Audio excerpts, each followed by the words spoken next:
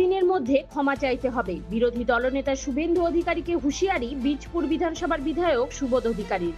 বীজপুর থেকে রিপোর্ট নিজস্ব প্রতিনিধি ভোরের সংবাদ। ও আমার মাকে অপমান করেছে। আমার মা একজন হিন্দিভাষী অবাঙালি, সেখানে দাঁড়িয়ে যে আমি ভেদাভেদ করছি নন বেঙ্গলি বাঙালি, সেখানে আমার মায়ের অপমান হচ্ছে। যদি শুভেন্দু অধিকারী বিরোধী দলনেতা যদি ক্ষমা না চায়, তাহলে আমি মানহানি আমার হয়েছে, সেই মানহানি বা আমার মায়ের অপমান আমি মানহানি মামলা করব। 7 দিনের মধ্যে যদি ক্ষমা না চায়, তারপরে আমি আইনত ব্যবস্থা মানহানি মামলা করব। মানে নোটিশ পাঠিয়েছে কিনা কি আমাদের এখন আপনাদের সাংবাদিক মাধ্যমে 7 দিনের ওনাকে যদি ক্ষমা চায় তো ভালো, না হলে আমি মানহানি মামলা করব। আপনি সময়সীমা 7 দিনই বেঁধে দিচ্ছেন।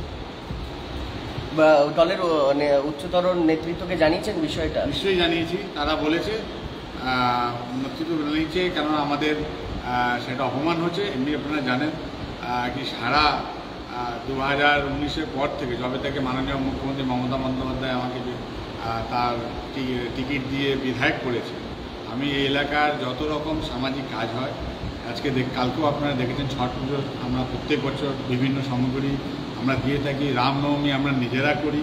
শুধু রামনবমী নয়, যদি আপনার ঈদ আছে, বকরিদ আছে, বা আমাদের কোনো গুড ফ্রাইডে আছে, বা 25 ডিসেম্বর যা উৎসব হয়, সব উৎসবে আমরা সামিল হয়ে সবার সঙ্গে আমরা ধর্মযাজক সবার মাননীয় মুখ্যমন্ত্রী মমতা বন্দ্যোপাধ্যায় এই কথা বলেন, তার আদর্শে আমরা এই কাজ করি। কিন্তু এই যে অভিযোগ করা হলো কি আজকে যেহেতু ব্যারাকপুর লোকসভা অন্তর্ভুক্ত দাঁড়িয়ে কি অবাঙালি আর বাঙালি আমরা করছি, তার বিরুদ্ধে আমরা এই কথা বলে দিলাম যে 7 দিনের মধ্যে যদি ক্ষমা না চায় মানহানি মামলা। কোন ইস্যু পাচ্ছে না বলেই কি এই বাঙালি অবাঙালি উনি খেলা খেলছেন? ওদের কাছে আর কোনো অস্ত্র নেই। হিন্দু মুসলিম, আর এখন হিন্দু মুসলিমরা বুঝে গেছে, আপনারা দেখছেন অথবা সম্প্রদায়ের মানুষরা তার বিরুদ্ধে চলে গেছে। সব সম্প্রদায়ের মানুষ বুঝে গেছে কি এরা ডেভেলপমেন্ট আর উন্নয়নের কথা বলছে না, কি আজকে 15 লক্ষ টাকা কোথায় গেল, 2 কোটি চাকরি প্রত্যেক বছর দেওয়ার কথা কোথায় গেল, ডিজেল পেট্রোলের দাম কোথায় গেল, আজকে গরিব মানুষ তার মেয়েকে বিয়ে দেবে, সোনার দাম কোথায় গেল, সে সোনা কিনতে পারছে না, মেয়ের বিয়ে একটা গয়না দিতে পারছে না। এইসবে বিভ্রান্তি করার জন্য ব্যারাকপুর লোকসভার মধ্যে আপনারা জানেন কি ব্যারাকপুরের মানুষ এখানকার তার জবাব দিয়ে দিয়েছে। আমাদের মাননীয় সংসদ বাধ্যভূমিকে করেছে। এখানে ব্যারাকপুরে যে গুন্ডারাজ আপনারা দেখছেন, আর সেই গুন্ডারাজে বোম গুলি পিস্তলে আওয়াজ আপনারা শুনছেন না। আমাদের কী সুন্দর দুর্গাপুজো হয়েছে, এখানে রামনবমী হচ্ছে, আগামী দিন ছট পুজো হচ্ছে।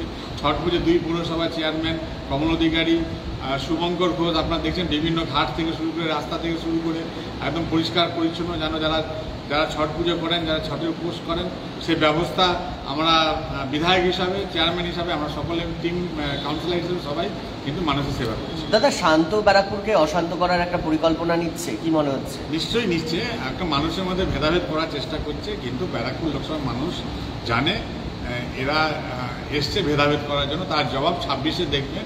এখানে ব্যারাকপুর লোকসভার মধ্যে 7টাই মমতা বন্দ্যোপাধ্যায়কে উপহার দেবে। বারংবার বিজেপির ধর্ম নিয়ে রাজনীতি, শুভেন্দু অধিকারীর মুখে বারংবার সংখ্যালঘু এবং হিন্দিভাষী আক্রান্ত, এরকম কি বলবেন আপনি? আমার তো কিছু বলা নেই, এটা শেষ কথা মানুষ বলবে। মানুষ এদের সবসময় জবাব দিয়েছে, 26-ও মানুষই জবাব দেবে, জবাব দিয়ে এদেরকে প্রত্যাখ্যান করবে বাংলা থেকে। হাইকোর্ট থেকে শুভেন্দুর রক্ষা কবচ তুলে নিয়েছে, সেটা কোর্টের মামলা। রক্ষা কবচ রাখবে না রক্ষা কবচ তুলে নেবে, সেটা কোর্টের মামলা, আইনের ব্যাপার। কিন্তু এখানে যে সাম্প্রতিক দাঙ্গা মানুষের মধ্যে ভেদাভেদ করার যে চেষ্টা করছে, সেটা বিফল হবে। প্রাক্তন বিধায়ক সুনীল সিংকে দেখা গেছিল শুভেন্দু অধিকারীর সঙ্গে দেখা করতে, তাকে পদ্ম ফুল দিয়েছেন শুভেন্দু অধিকারী, প্রাক্তন বিধায়ক সুনীল সিংকে। এখন ও কেন দেখা করেছে, ও কেন পদ্ম ফুল দিয়েছে, সুনীল সিং বলতে পারবে আর ও শুভেন্দু বলতে পারবে। এটা তো আমার তো সুনীল সিংয়ের সঙ্গে কথা হয় না, না ও আমার আন্ডারে কোনো পলিটিক্স করে। দাদা, সুনীল সিং কোন দলে এখন রয়েছেন? উনি বলেন, দাবি করেন তৃণমূলে রয়েছে সুনীল সিং। যদি দাবি করে তৃণমূলে, তাহলে তৃণমূলে আছে। দাদা, কোথাও কি আপনাকে ভয় পাচ্ছে বলে কি বারংবার মানে আপনার উপরে এটা? মমতা বন্দ্যোপাধ্যায়কে ভয় পাচ্ছে, আমাদের নেতৃত্ব মমতা বন্দ্যোপাধ্যায়কে ভয় পাচ্ছে, আমাদের সেনাপতি অভিষেক বন্দ্যোপাধ্যায়কে ভয় পাচ্ছে।